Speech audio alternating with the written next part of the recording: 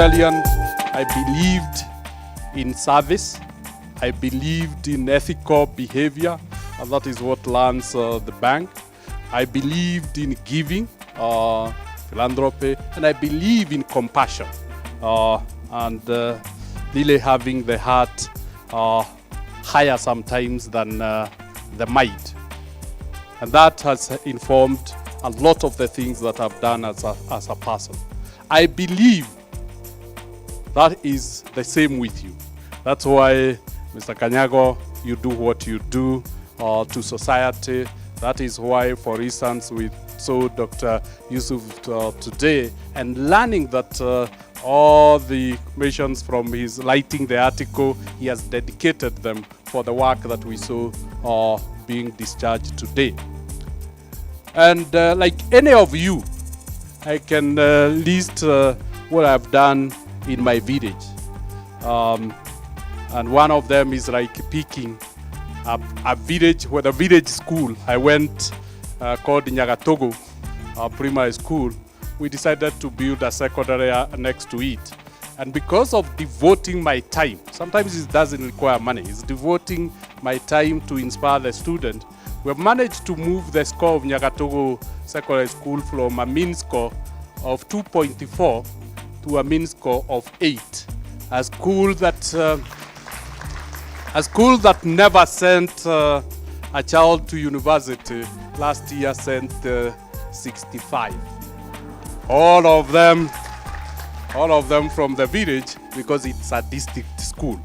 And I've kept on telling the Minister for Education, if they ever make Nyagatogo a national school, then I would stop supporting it.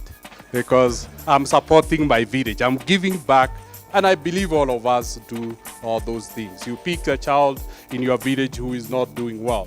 But what I really would like to really encourage you is really to see whether that spirit that you have as a Rotarian, whether and how much we can create that sustainability and scale in those beliefs, in our philosophies, in our giving or philanthropy, in our compassion to mankind. And whether that heart you have, we can plant that heart in an institution. Because, well, I've done very well for my village, I couldn't do much for a whole country. But the same spirit that I had, I tried to plant it in Equity Bank. And I said, this is my beliefs, this is my philosophies, this is why I think I live. Can Equity embrace the same?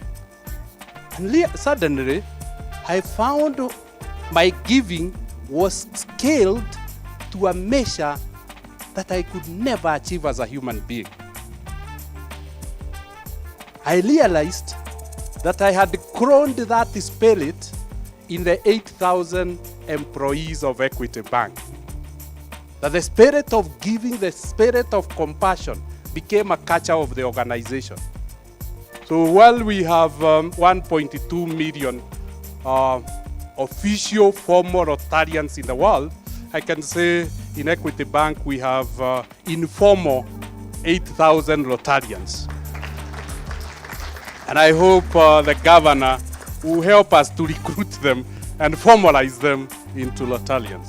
They believe the same values you believe, the provision, the humanitarian service. They believe in the high ethical standards that you all practice. They believe in promoting goodwill and peace. They believe in service before self. They believe in building relationships through links, and they believe in dedication and devotion to a better world. And when I look, those are the same beliefs, those are the same guidelines that give us guide. But after doing that, because of the collective power of an institution, then the spirit has been institutionalized. And what we did was to change the corporate philosophies of Equity Bank. And people wonder, is this really a bank whose purpose, if you look at the purpose of Equity Bank, wish I had put it on the screen, is all about socio-economic transformation of the African continent. That's what equity is all about. That's what we are passionate about. That's what we believe about. When you look at our vision, it is to champion the socio-economic transformation of a continent. Any Rotarian here, I believe you can identify yourself with that purpose and that vision. But you can see that which I believed in is now owned by an organization. Organizations have greater capability than individual person. Why? I know from my good Bible that I have 70 years to live, and if I'm generously granted a bonus of another 10. But Equity Bank will be there centuries and centuries to come if only it is managed well. It have a life in perpetuity. And that is why I believe our spirits, we should give them our beliefs and our philosophies. We should try and put them into organization. While I was an individual believer, as the chief executive, I've used that position to ensure the philosophies become that of the institution and they are abiding. 8,000 employees.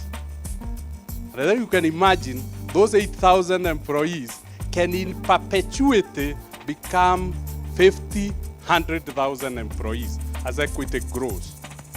And I hope I will live long enough to see 100,000 employees of Equity Bank, all being disciples and believers in a better world.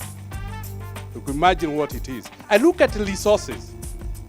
God has been kind to me, but my resources cannot compare with the 310 billion shillings balance sheet of Equity Bank, or $4 billion US. It cannot compare. However much I believe, I have limited resources, but organizations have capability of scaling resources. So if we could convert the institutions that we associate with, the institutions that we support, and we have enormous 1.2 million people have an amazing influence and power of influence. Looking at in the region, how many you are, 600 of us at this conference. You could imagine how much our purchasing power can change the world. Our influence, the power of the pen of Daktari here, how much you can influence the world, and we make the world to believe and to practice. Now, because of influencing equity, the things we do, Equity has picked 8 thematic areas. And I must say, these 8 thematic areas have a lot to do with the programs you learn in Kenya. Whether it is the Maji Mazuri Education Center, whether it is the Ed Polio Initiative, whether it is the Kenyan Smile Project, whether it's the Akani University Nursing Scholarships, they are all aligned to the same. And I want to pick 1 or 2 of those thematic areas. Let's look at what you are doing with education. We picked on education and said there are very huge gaps in our society. And I thank our government very sincerely for making education free at primary level. And even going a step further, not saying it's not only free, but it's compulsory by law. Because then everybody access education. Why? Because education is the most powerful tool of distributing opportunities. The opportunities that we all have grabbed and that we have acted a living out of are opportunities because of the education we have to a great extent. So we said, what about the needy who are very gifted, have very gifted kids, bottom of the pyramid, but they are not able to make it to secondary school? That transition becomes impossible for them because there is no bridge from free to paying secondary education. And out of that, we said we'll create a concept that can be owned by everybody. It is not going to be called Equity Scholarship. It will be called Wings to Fly, because we are flying from free across the paying and move out of the other end. Free gives you wings, but paying can deny you wings. So give the children the wings to fly over school fees and finish their education. And while myself, I have 50 kids that I support in the secondary school, Equity Bank is now supporting 10,000 such kids. You go to any school, you look at Alliance girls, we have 240. Alliance boys, we have 236.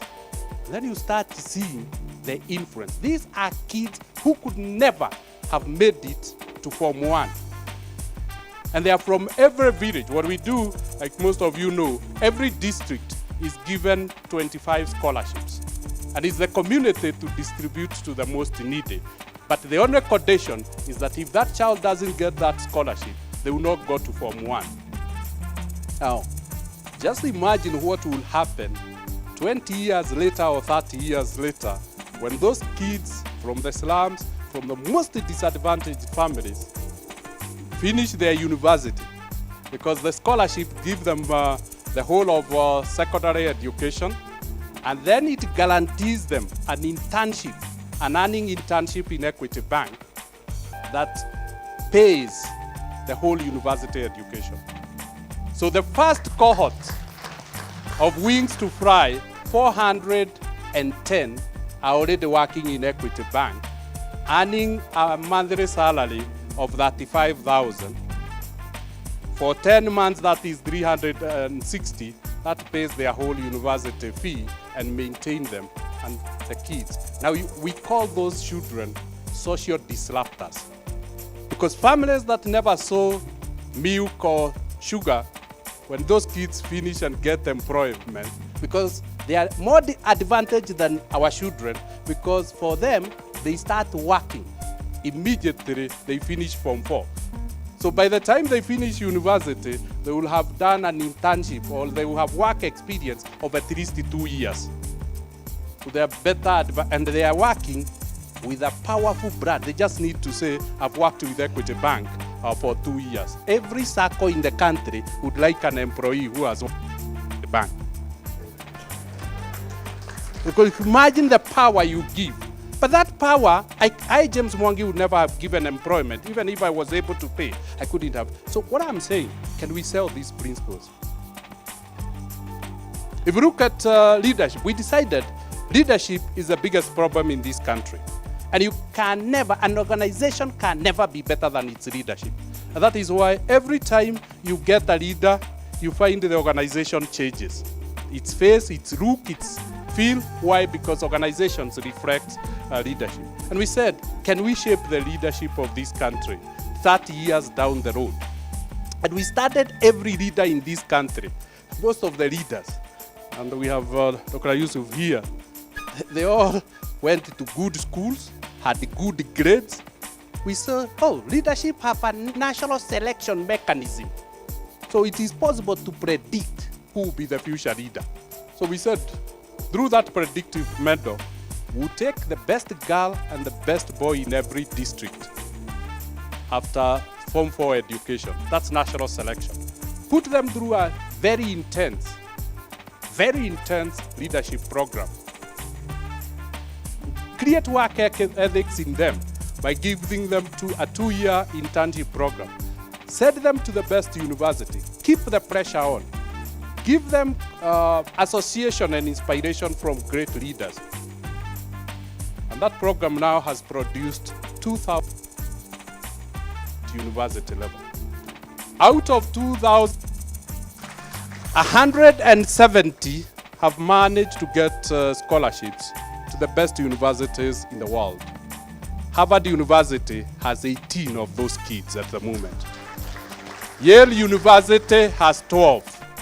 Stanford University has 8, and maybe in the next 1 week, I will be publishing the result of those who have been admitted this year. 40 of them have been admitted to Ivy League schools. Now you can imagine what will happen to those kids if you have inculcated values in them the type of leadership our children will go through. But that is only possible because it's an organization. An individual can never be able, however much. So in a nutshell, look at financial literacy. We said we pretend that we understand finance, but finance is very technical. We are coming from a world that was not commercialized. Our grandparents lived in a better world. They exchanged commodities. We ourselves got academic education and were never enlightened. And then we go to business. Then we are told the tool of trade is money. And suddenly, you see us money messing us up instead of assisting us. Over the last 3 years, Equity Bank has been able to train 1 million Kenyans of our 13-week education program called financial literacy. That is the power of an organization that it could, if it bought the aspirations. So we can talk of these. I think people know we have managed to convert 460,000 peasant farmers into agribusinesses. We are now converting 15,000 informal entrepreneurs into formal entrepreneurs through a 3-year education program. That is the power of organization. And sooner or later, organization realizes that doing good to society doesn't make them not do well financially. I'm sure you all know that in a span of 15 years, Equity Bank, despite doing this, has moved all the way from being number 66 out of 66 in the financial sector to become the number 1 bank in the region. Not just in Kenya, but in the region. So that giving doesn't make you any poorer. Nobody would give if they know they will become poorer. If that is true of individuals, it is also true of organizations. But organizations don't understand this.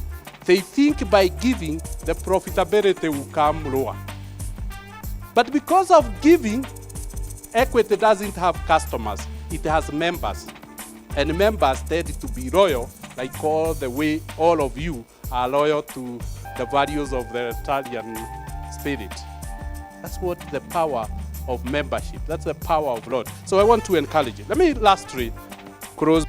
Him is not on our side. I wish I had an hour. But let me talk a little bit about the subject that I was invited to talk about.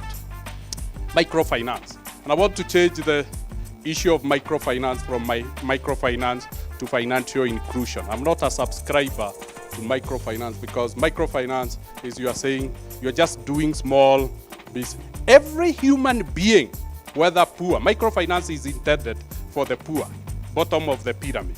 But every human being, poor or rich, has dreams and aspirations. And the only thing that it distinguishes is the support individuals get. We are where we are because of the support we have got from others. Poor people tend not to get a lot of support.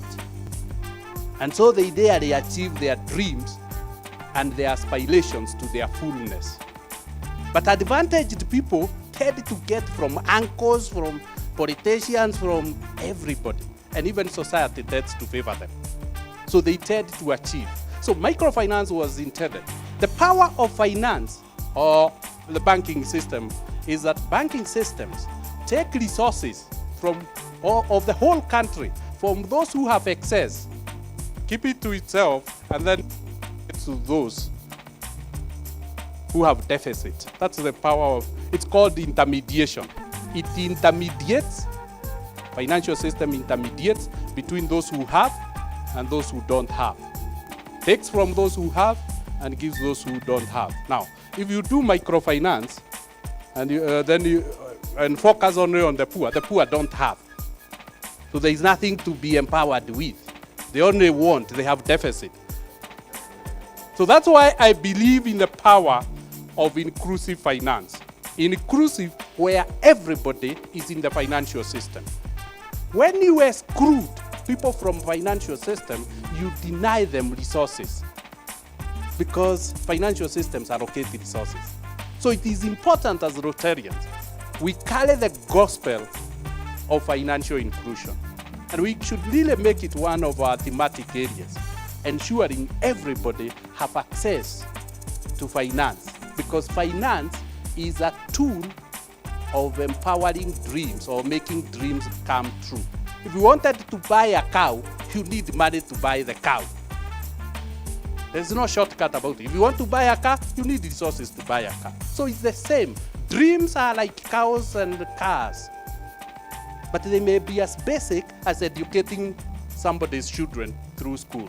It may be as basic as getting medical health. So essentially, it is important the whole world be included in finance. When you make finance inclusive, then you make those who have to be socially responsible, because when they are not using their resources, they make those resources available to the banks, so that the bank make that money available to those who have deficit, so that they can also achieve their dreams. So in a nutshell, what am I saying? That there is no other better bank to bank with than Equity Bank. Because Equity is the only inclusive bank in Africa. My friend Peter Kanyago finds his branch in Lavington, or Karen, or Muthaiga, or Gigiri. But the person in Mathare finds his branch in Mathare. So when we take the money from Jane Kiano in Lavington, responsibly we give that money to the people in Mukuru Kwajenga. And those people in Mukuru Kwajenga realize their dreams of educating their children, of buying a bag of vegetables in the morning and selling it during the day, and using the difference between the buying and selling to educate their children. That is what inclusive finance is all about. Any bank that doesn't include inclusive finance, it perpetuates the widening of the gap between the rich and the poor. And it's very unfortunate, because you keep, when we are all subscribers and believers in a peaceful world, you can't have sustainable peace in an even and an inequitable world. Because those who don't have and can't eat will not watch you eating. They will say there are two ways. If I watch them eating, I will die. If I try and grab what they have, I have two chances. Either dying or surviving and live and eating. That's how the world operates.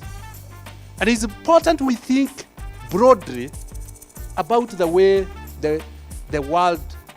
I've been very put among the 12 people who have been asked to recalibrate the world, because the world is becoming more uneven and more unstable and more unsustainable.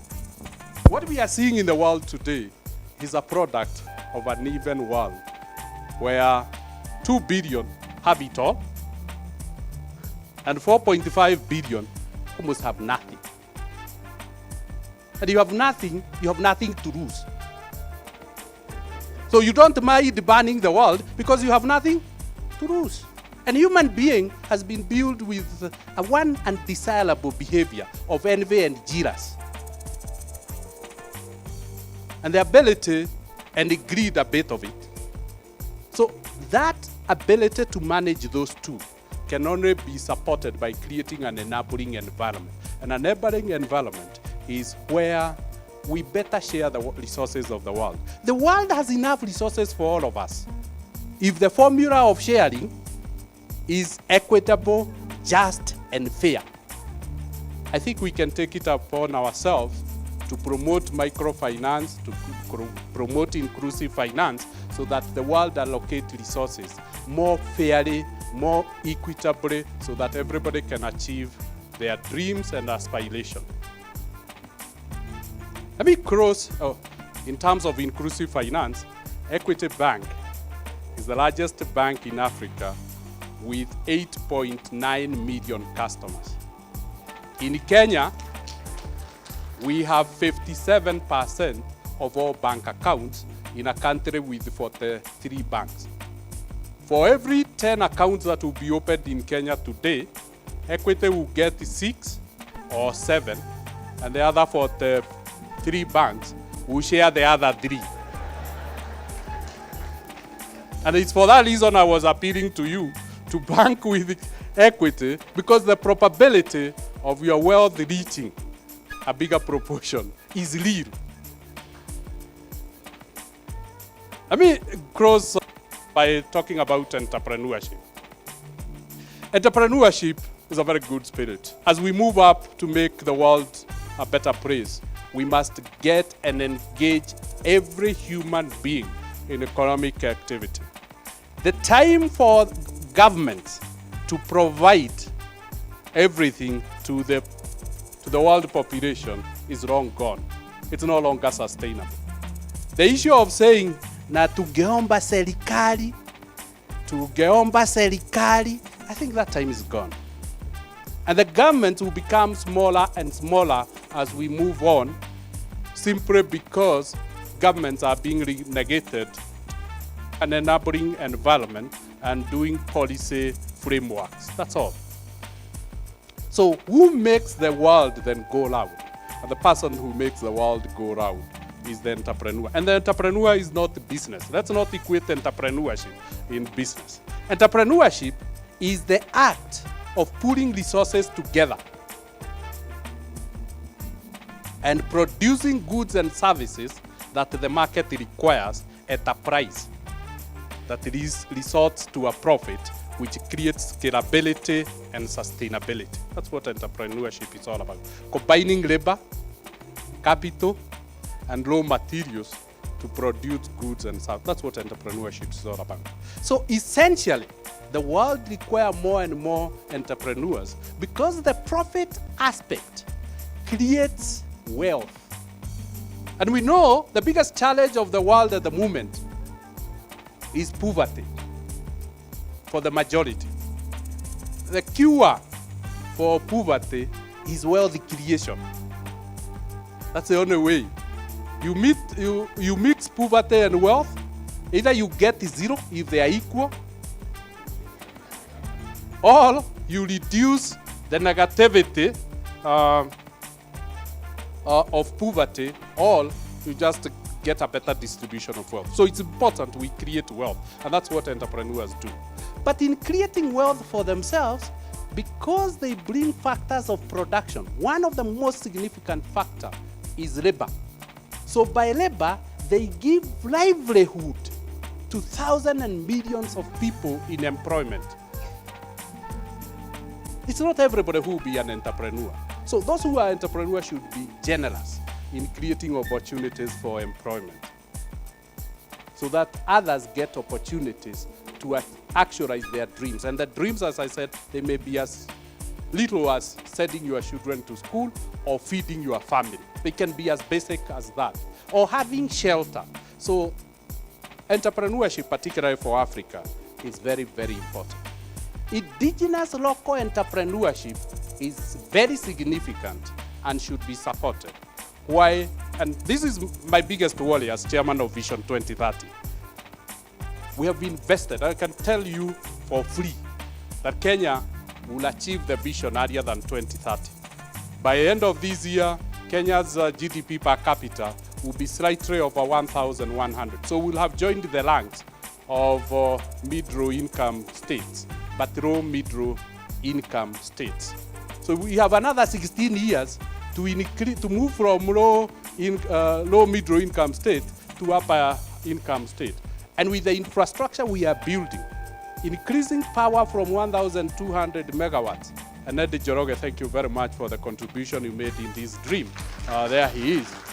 To 6,000 megawatts, reducing the cost of power from 24 cents per kilowatt to 9 cents. That is a contribution that it will make. You could imagine how much businesses will do with the reduction of power by 60%. You could imagine how the cost of transport will be by 2016, end of 2016, when you have a fast train moving people from Nairobi to Mombasa in 4.5 hours. It will be easier to go by train than by air, and much cheaper and more lively, because you see the relevance of the Tsavo as you move on. You become a tourist without paying a tourism visa to enter Tsavo. So when you start seeing those things, A new airport to 40 million passengers, that's the population of Kenya. You could imagine it's not an airport for Kenya, it's an airport for Africa. You start seeing a country that is very... But now what worries me is not about dreams. That dream will be realized. The problem is who benefit for the wealth created. Over the last 1.5 years, we have 180 global companies relocating their headquarters from all over Africa to Nairobi. They have seen the environment is ripe. It doesn't matter whether it's World Bank, IFC, they have all come now to Nairobi, Delta Towers from South Africa. General Electric, IBM, the question is, wealth will be created, but wealth, if we are not careful, will be repatriated. And we really need to think as Rotarians to promote that which will create a more peaceful world through equitable and fair and just distribution of wealth. So I've been told I have 1 more minute, so let me end up by saying it was a great privilege to be, no, the problem is timekeeper, Daktari. The timekeeper is here and he hasn't said I go on. It's good to be disciplined and to ever take your host for granted. I might never be invited again, and yet I've really enjoyed this. So let me say it was really a great privilege, and I will not wait to be invited. I will apply to be a Rotarian,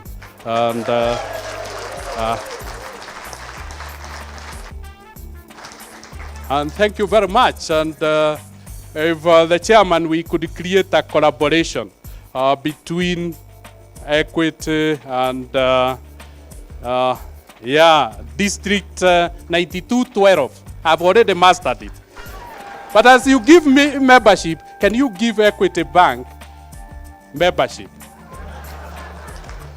So that then the members will be supporting a member. Thank you very much. I am myself an honorary Rotarian, but that is courtesy of the Governor, Harry Mugo, and Eric Kimani. Sometimes last year, they came to Murang'a to induct the president for Murang'a, Jane Wanyoike. I think I saw her here. And when since I had been invited there, when we finished, they gave me a badge and told me, now you're an honorary member. Well, I'm hoping that there's going to be continuous follow-up so that I can actually join and be a card-carrying member of the Rotary Club of somewhere. For me, it's a great pleasure, honestly, to be in the midst of a community of you, good, ordinary people, who through their actions are creating a better world for humanity. Over the course of time, I've been lucky to come across, know, and interact with Rotarians, and I'm always struck by your commitment to create positive change in the world. On 30th of October 2013, through the help and personal commitment of some old-time Rotary friends, David Moiro, I've not seen him here, Kudan Doshi, and others from Utumishi Club came to Murang'a, donated 105 wheelchairs to persons with disability in Murang'a County. I still remember that it was a wonderful occasion when we gave 105 wheelchairs to needy persons, and you could see as you watched the suffering they had gone through before that and the instant change to their lives in belief that they were going to be able to be mobile and go about their business. One of them, I still recall, was a young girl in Form 2 at Vidhuramji Academy, another academy built not by Rotarians but by philanthropists in Murang'a County, a student who had suffered a motor vehicle accident and lost one of her legs. She was given a wheelchair, and I saw hope. I saw a young girl who was ready and willing to go back to school, where indeed she appeared to have despaired when she thought that it was not going to be possible for her to be mobile. So I've been a beneficiary. I have good friends in Rotary, not least Harry Mogo, but I must point out people like Kudan Doshi, David Moiro, and others who have stood with us and whose generosity as Rotarians we have seen. it does not escape me that a good number of outstanding captains of industry and professionals in this country are Rotarians, and that they have come up appreciating nationhood and the need to think about the next person to be your brother's keeper, leading to the great philanthropic nature of virtually all Rotarians. I've been asked to be a resource person and facilitator on a topic, can the four-way test work in politics? Another difficult question. To be able to tackle this, we all, and particularly those of us that are not yet Rotarians, people like Dr. James Mwangi, we need to understand first what the four-way test is. And the four-way test of things we think and do and say is a code for personal business relationship used by Rotarians worldwide. It seeks to know whether what we do and say is the truth, is fair to all concerned, will build goodwill and better friendships, and will be beneficial to all concerned. Somebody looking at the four-way test would easily say these are common sense things. Indeed, it is the simple things that make a lot of difference in this world. The four-way test, in truth, like I said, is a common sense things that some of us were taught in Sunday school when we were small little kids. But then the question that we ask ourselves is, do we pursue the four-way test, or do we just know about it because it is easy to see it written and know it by heart? The question, and which is important, is, do we practice the four-way test? Are we able to espouse it? Is it something that we are able to talk about? It appears to me that all good Rotarians must endeavor, like all other citizens of this country, to fulfill the four-way test in its totality. This test emphasizes on truthfulness, fairness, goodwill, and better friendship, as well as mutual benefit in all relationships. It is quite the opposite of how the world actually runs and operates today. The world is habitually economical with the truth. It is super competitive, and oftentimes the aim of relationships is personal advancement at any cost. The test calls upon us to endeavor to create a better, indeed a good world for all, a situation that skeptics and cynics will no doubt dub utopia and therefore unattainable. I want to submit that the four-way test is not utopia, is not utopian, is achievable, and we must all strive towards the goal. Politics is defined as getting and using power to influence decisions that affect a country, a society, or a people. More simply put, politics is one of the vehicles through which people should share common resources equitably. But the question is, can people share common resources truthfully, in a fair manner, in a way that builds goodwill and better friendships, and to be beneficial to all concerned? Those are the big questions. And although it may be easy to answer these questions in the affirmative, in practice, it is very difficult to balance all interests at all time in any political situation.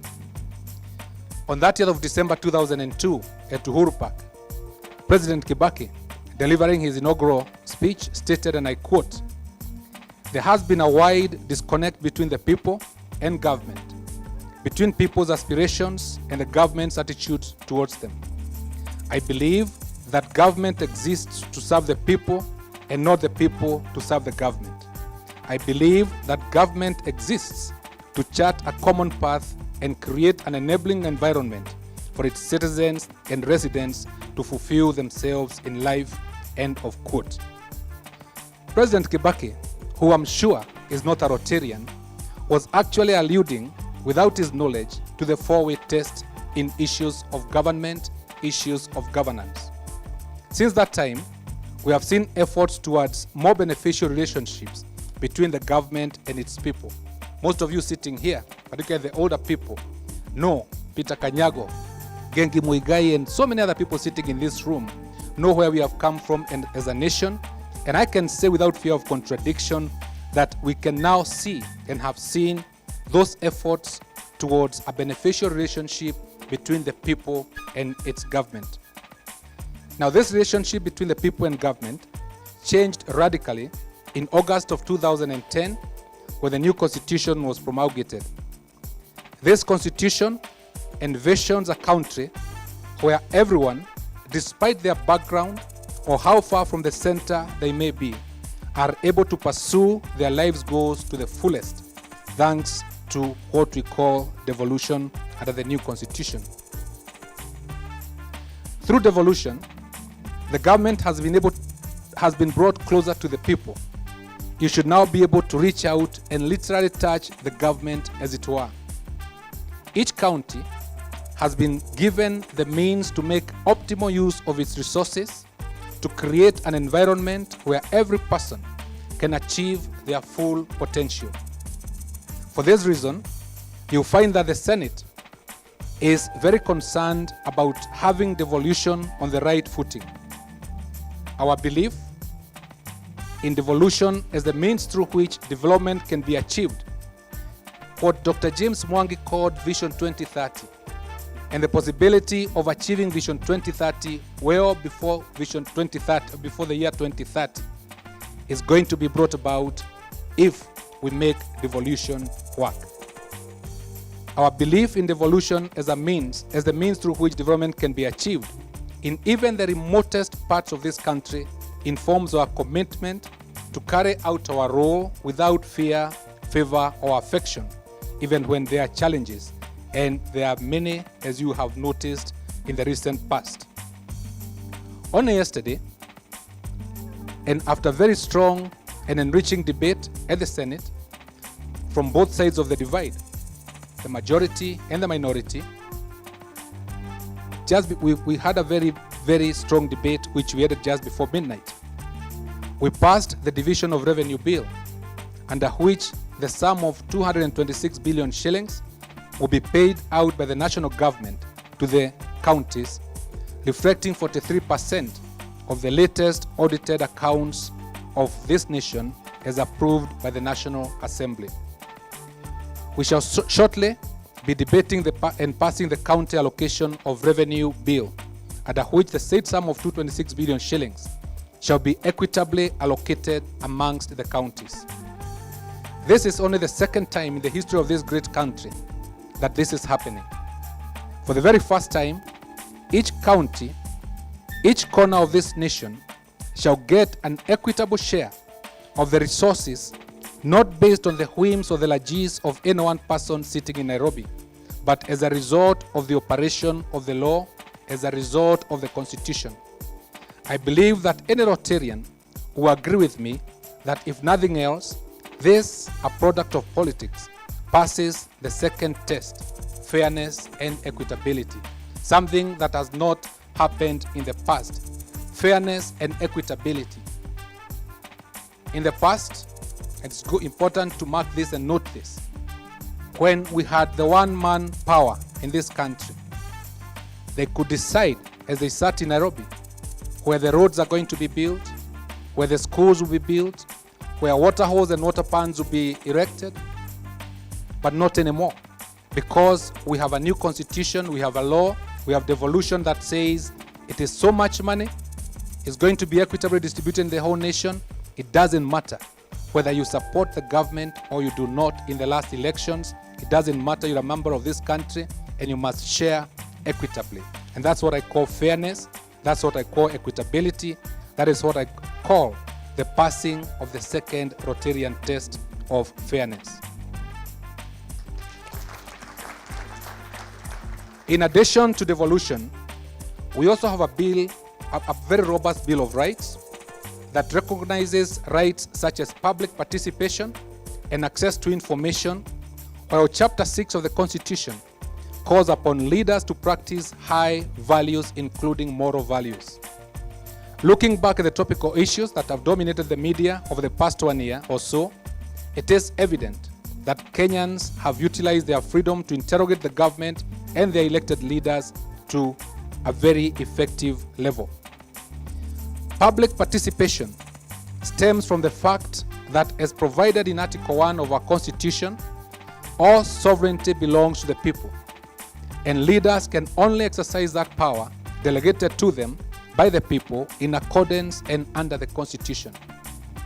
The Constitution views lawmaking and in fact governance as a participatory process, and it is now a requirement to have public input before passing any law or policy into effect. Additionally, the public has avenues such as petitions through which they can present their grievances or suggestions to lawmakers and other leaders.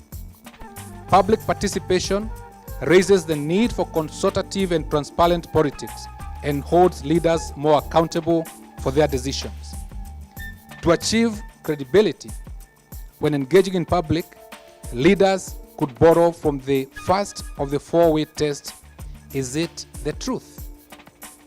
I know that most people do not believe a politician can ever tell the truth.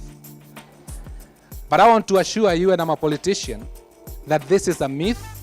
It must be disabused, because even as politicians, we are enjoined to practice and give service above self.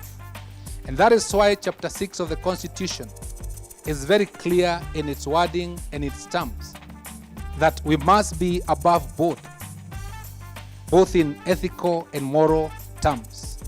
Otherwise, you will not be allowed to run for any public office. So we must practice service above self, one of the major tests beyond the four for any Rotarian anywhere in the world. Kenya has all the tools to practice politics that meets the four-way test.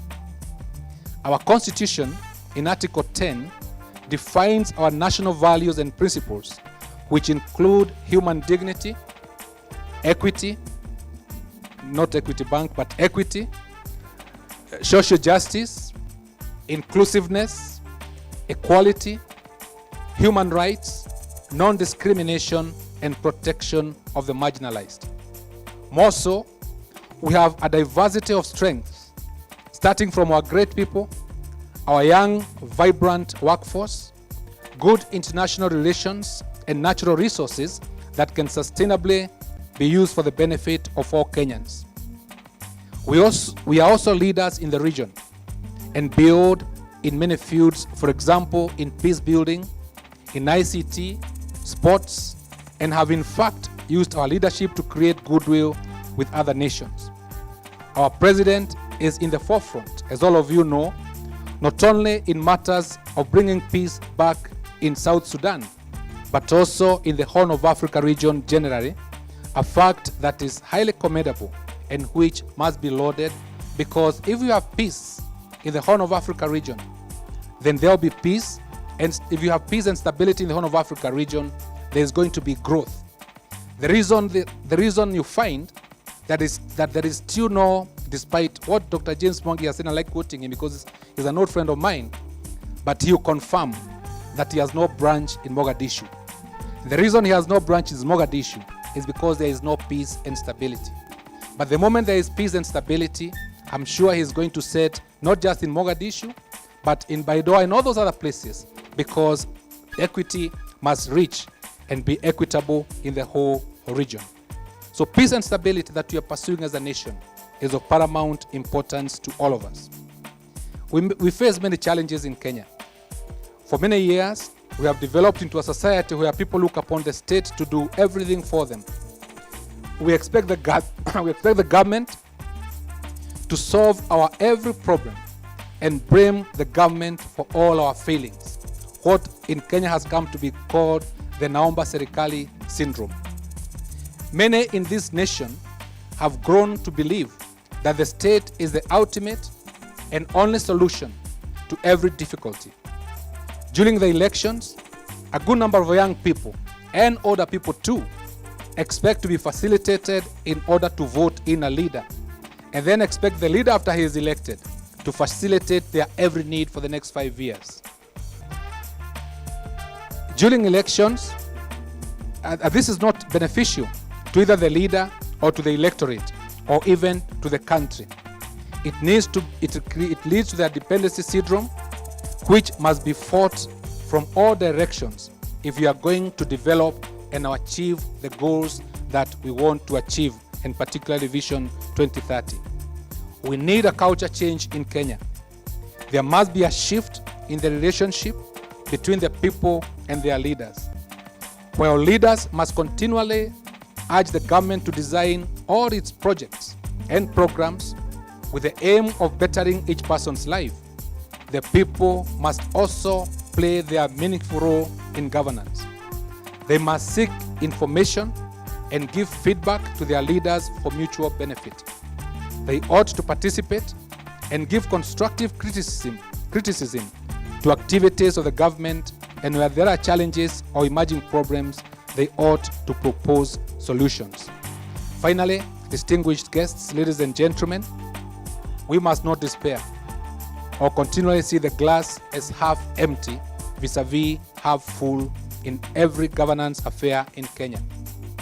Rather, we should identify and encourage leaders at every level who carry out their work for the common good of Wananchi. It was inspiring, for example, to see our president only this Wednesday preside over the Huduma Bora Award ceremony for public servants. We are used to negative views about public sector, but in this ceremony, amongst others, was a school teacher from far off Kilifi who was feted for mentoring disadvantaged young girls in her rural community for giving service among self. On that positive note, distinguished guests, ladies and gentlemen, I wish to commend Rotary for its efforts in improving society, one action at a time, and encourage all of us to persevere in seeking solutions for our common challenges. I thank you all. May God bless you all.